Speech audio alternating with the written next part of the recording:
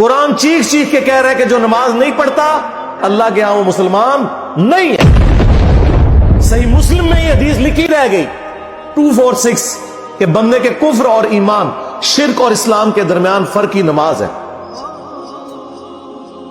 یہ حدیث مسلم میں ہی لکھی رہ گئی کہ ابن مسعود رضی اللہ تعالیٰ عنہ کہتے ہیں کہ جماعت کے ساتھ نماز پڑھنا یہ سنت خدا ہے، یہ تمہارے نبی کی وہ سنت ہے جو اللہ نے انہیں عطا کی، اگر اسے چھوڑ دو گے تو برباد ہو جاؤ گے۔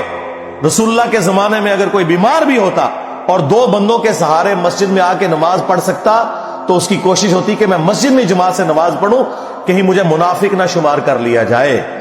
جماعت چھوڑنے پر رسول اللہ کے زمانے میں سمجھا جاتا تھا صلی اللہ علیہ وآلہ وسلم کہ بندہ منافق ہے۔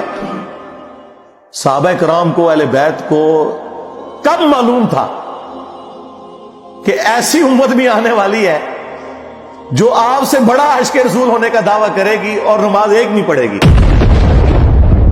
تو وہ کہتے یار یہ تو بڑا آسان اسلام ہے۔ تو یہ حدیثیں تو مسلم شریف میں لکھی رہ گئی، پریکٹیکلی کس نے عمل کیا اس کے اوپر؟ یہ حدیث ترمذی میں لکھی رہ گئی کہ ہمارا اور منافقین کا عہد نماز کی بنیاد پہ ہے، جس نے نماز چھوڑی اس نے کفر کیا۔ یہ صحابہ کرام علیہ رضوان کا فتویٰ ترمذی میں ہی رہ گیا۔ عبداللہ بن شقیق تابعی کہتے ہیں کہ صحابہ کرام علیہ رضوان تارک الصلاح کے سوا کسی کی تکفیر نہیں کرتے تھے، صرف بے نمازی کو وہ کافر سمجھتے تھے، باقیوں کو وہ تمام غلطیوں کے باوجود مسلمان تصور کرتے تھے۔ اندازہ کریں، یہ ترمذی میں لکھا رہ گیا جناب۔ ہاں، ہم جب چیخ چیخ کے یہ باتیں بیان کرتے ہیں لوگ کہتے ہیں یار یہ کس قسم کی باتیں کر رہے ہیں، یہ کہاں پہ لکھی ہوئی ہے؟ سرکار کتابوں میں لکھی ہوئی ہے۔ یہی تو ہم آپ سے کہہ رہے ہیں کہ مرنے سے پہلے اے مسلمان کر لے اس پہ غور، کتابوں کا خدا اور ہے، بابوں کا خدا اور۔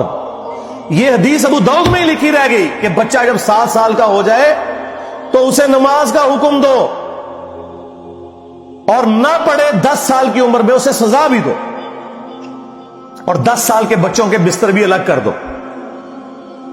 یہ ابو داؤد میں لکھی رہ گئی حدیث۔ عمل کس نے کیا؟ یہ حدیث ابن ماجہ میں لکھی رہ گئی کہ نبی علیہ السلام نے فرمایا اے معاذ اللہ کے ساتھ شرک نہ کرنا، خواہ تمہارے ٹکڑے ٹکڑے کر دیے جائیں، تمہیں قتل کر دیا جائے، سولی دے دیا جائے یا آگ میں زندہ جلا دیا جائے، شرک نہ کرنا۔ یہ پہلی نصیحت۔ اسی حدیث میں دوسری نصیحت، نماز نہ چھوڑنا۔ تمہارا اللہ کے ساتھ عہد نماز کی بنیاد پہ ہے، اگر تم نے نماز چھوڑ دی تو اللہ کا ذمہ اٹھ گیا تم سے۔ اور تیسری چیز فرمایا شراب نہ پینا، یہ تمام برائیوں کی جڑ ہے۔ تو یہ حدیثیں تو لکھی رہ گئی سرکار۔